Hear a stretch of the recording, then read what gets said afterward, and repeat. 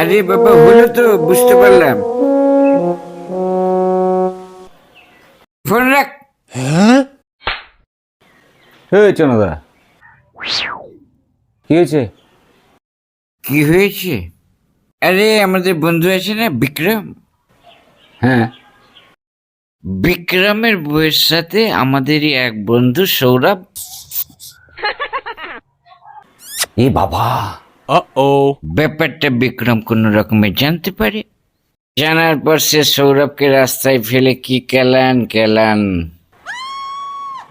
বউকেও মারছে, সৌরভকে মারছে। যা হয়, রাগ উঠে গেছে, নিজের বাইক অন্যজন বেশি চালিয়ে ফেলেছে। তারপর কোনো রকমে গিয়ে আমি ওদেরকে ছাড়ানোর পর সৌরভকে বললাম, হ্যাঁ রে, তুই তোর বন্ধুর সাথে এটা করতে পারলি? ছোটবেলাকার বন্ধু, তুই তার বউয়ের সাথে? ছি ছি ছি ছি।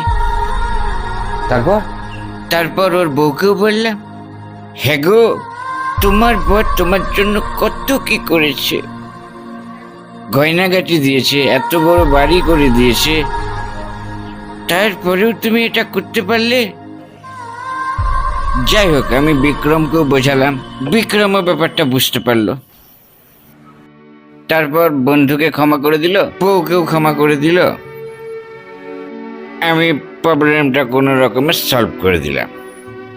বাহ, তুমি তো ভালোই কাজ করেছো।